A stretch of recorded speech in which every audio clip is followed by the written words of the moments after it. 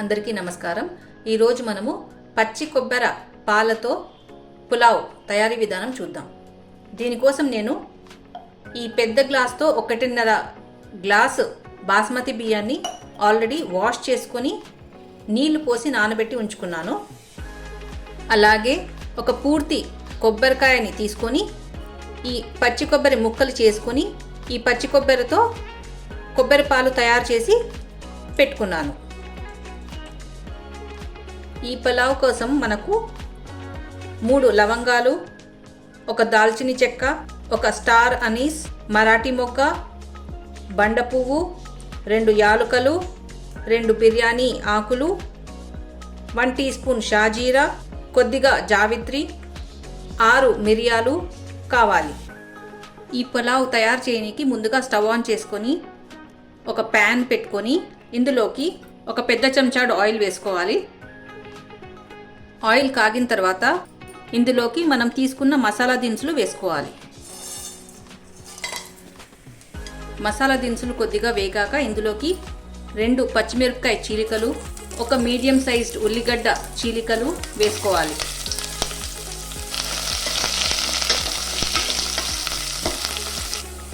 ఉల్లిగడ్డ కొద్దిగా వేగాక ఇందులోకి 1 టీ స్పూన్ అల్లం వెల్లుల్లి పేస్ట్ వేసుకుంటున్నాను.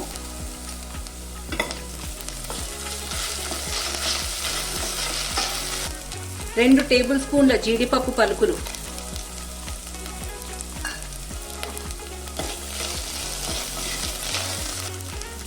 2 టేబుల్ స్పూన్స్ పుదీనా ఆకు, 1/2 కప్పు కొత్తిమీర తరుగు,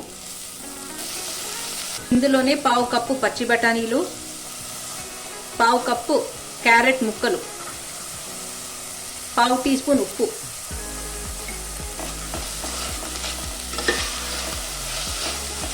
మనం వేసిన కూరగాయలు నూనెలో కొద్దిగా వేపుకోవాలి. కానీ ఈ పులావ్లోకి ఎక్కువ ఆయిల్ వేస్తే కొద్దిగా జిడ్డుగా ఉంటుంది కాబట్టి నేను ఆయిల్ తక్కువగానే వేశాను. ఇందులోకి 1 టేబుల్ స్పూన్ బిర్యానీ మసాలా, 2 నిమిషాలు కూరగాయలు వేగాక ఇందులోకి నానబెట్టి ఉంచుకున్న బాస్మతి బియ్యం వేసుకోవాలి.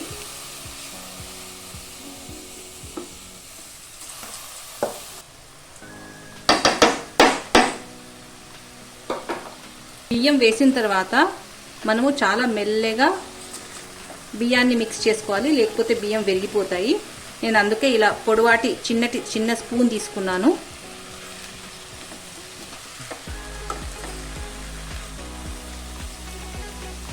బియ్యం కొద్దిగా వేగాక ఇందులోకి కొబ్బరి పాలను వేసుకోవాలి. 1కి 2 గ్లాసుల చొప్పున వేసుకోవాలి.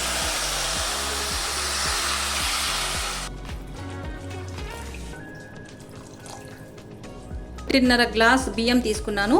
దానికి 3 గ్లాసుల కొబ్బరి పాలని వేసుకున్నాను. ఇందులోకి 1.5 టీ స్పూన్ ఉప్పు వేసుకుంటున్నాను.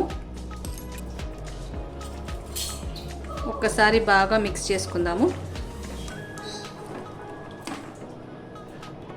మరో 1/2 టీ స్పూన్ వేస్తున్నాను.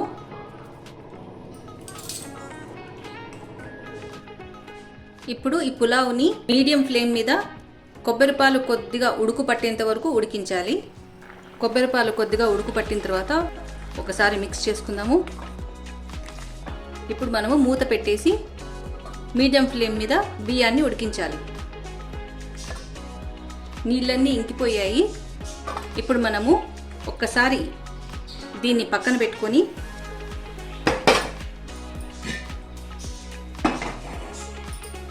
స్టవ్ మీద ఒక పెన్నం పెట్టుకొని హై ఫ్లేమ్ మీద 5 నిమిషాలు వేడి చేయాలి.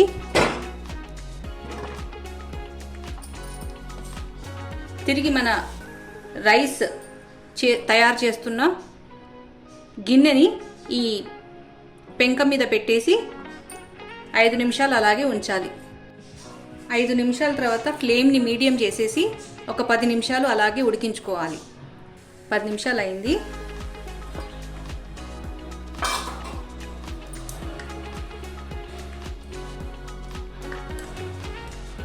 మన కోకోనట్ రైస్ పులావ్ రెడీ అయిపోయింది. ఇప్పుడు మనం స్టవ్ ఆఫ్ చేసుకొని ఒక 5 నిమిషాలు అలాగే మూత పెట్టేసి ఉంచుకుందాం. పచ్చి కొబ్బరి పాలతో పులావ్ రెడీ అయిపోయింది. మీరు ఇంట్లో తప్పక ట్రై చేసి చూడండి. వీడియో నచ్చినట్లయితే please like, share and subscribe. Thank you.